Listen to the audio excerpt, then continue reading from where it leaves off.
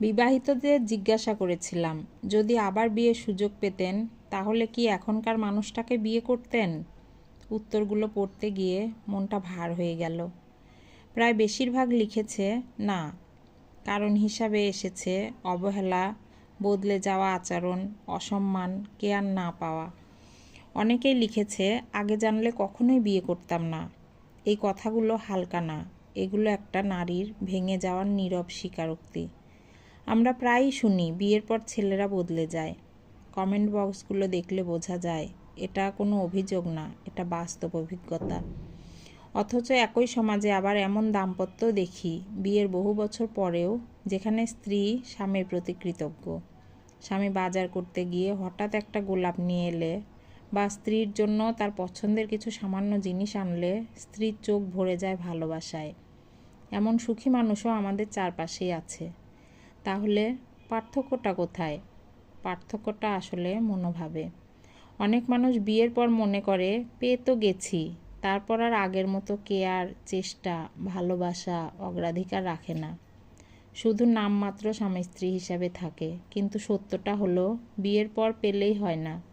বিয়ে প্রতিদিন আগলে রাখার নাম। একজন পুরুষের ভালোবাসা মানে শুধু দায়িত্ব পালন না। ভালোবাসা মানে স্ত্রীর কথা মন দিয়ে শোনা, তার অনুভূতিকে গুরুত্ব দেওয়া, তাকে সর্বোচ্চ সময় দেওয়া যতটুকু সম্ভব হয়। স্ত্রীকে সময় দেওয়া মানে এই নয় যে তার পাশে শুয়ে শুয়ে আপনি মোবাইল দেখবেন। তাকে সম্মান করা, সবার সামনেও ও একান্তে।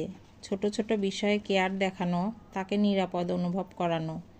স্ত্রীকে খুশি রাখা মানে বিলাসিতা না, এটা দায়িত্বও না, এটা ভালোবাসার স্বাভাবিক প্রকাশ। যার জন্য একদিন এত যুদ্ধ করেছিলেন, যাকে পাওয়ার জন্য এত অপেক্ষা করেছিলেন, তাকে পেয়ে গেলে তো আরও বেশি আগলে রাখার কথা। ভালোবাসা কখনো কমে যাওয়ার জিনিস না। যে সত্যিই ভালোবাসে সে পেয়ে গেলেও ভালোবাসে। তার জন্য পরিপাটি থাকতে হয় না, সে সব অবস্থাতেই ভালোবাসবে। আর হ্যাঁ, এটাই হচ্ছে সত্যিকারের ভালোবাসা।